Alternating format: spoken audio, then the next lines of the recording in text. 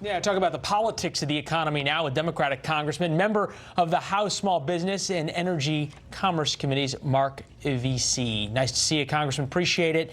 Good to see you. Boy, you think about it, if James Carville was right and it's the economy's stupid, things are going well, even in Texas right now. Yeah, no, things are going very well in Texas. Of course, we are very concerned that President Trump, with his talk about tariffs and the back and forth with China, that he is going to accelerate us into a recession. And of course, look, no president is immune to recession, but the comments that the president makes and his lack of understanding about the way how markets work, about the way that the economy works, should concern each and every one of us. It's interesting, though, at least my reporting behind the scenes in terms of support on the way the president is taking on China, it seems to be fairly deep in bipartisan support. Even Chuck Schumer talking about how the president's getting tough on China is a good idea. Look, I mean, there's no question that there are things that they do in China that should concern all of us. But to get into a trade war with them, I mean, look, we have a General Motors plant here in Arlington, Texas. It's General Motors Joule. It's their SUV plant. And we understand that in order to make these cars and keep them affordable, that we rely on a supply chain that is worldwide. And when you start talking about tariffs and what have you, it raises the price of things like vehicles. If the president doesn't back off soon, I'm afraid that he is going to accelerate us into a recession. And he's been warned by...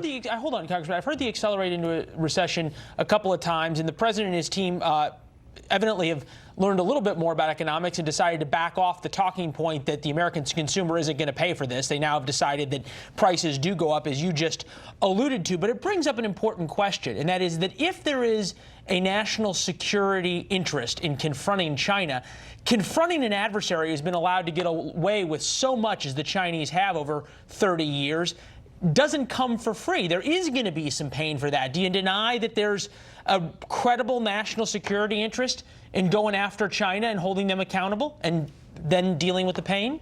We need to continue to monitor China to make sure that they are doing what they're supposed to do. Well, come on, the Chinese have never done what they're supposed to do. We've seen with Huawei and what have you. Congressman, the Chinese have never done what they're supposed to do. We can talk about monitoring, et cetera, et cetera. They've never gotten the message, and they've never cleaned up their act. But we've also never had a president try to accelerate us into a trade war with the country that we need to try and have some level of cooperation with so we don't all suffer. I mean, even Wall Street Journal, which is owned by Fox News Corporation. It's not different companies, but cousins. Go ahead. You have seen on the editorial page, their very conservative editorial page, where they have warned the president repeatedly over the way that he is dealing with China and his reckless behavior as it relates to China. And the economy is the only thing that President Trump has. What else does he have to hang his hat on going into the 2020 election? So you give the president credit on the economy, and you're right. The Wall Street Journal talked about Peter Navarro's recession and then followed up with Peter Navarro's recession part due.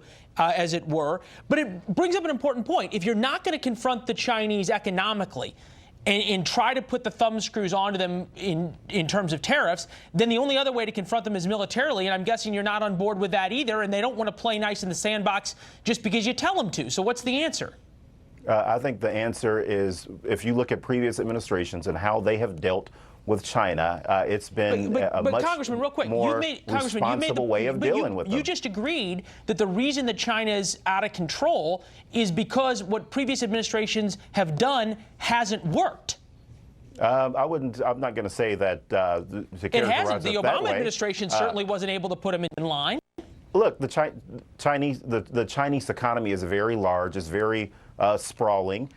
We have to accept that and figure out a way how we're going to hold them accountable. But taking us into a recession when the economy is doing so well, that's not the way to go. All right. And that is what President Trump is exactly doing. And, and he's been warned, and he's not going to have anything. The economy is what he is counting on for going into 2020, and he's about to ruin that for himself. Congressman, we got to run. We appreciate it. Thanks. Enjoy the rest of the recess down in Texas. Thanks, Leila. Good to see you, sir.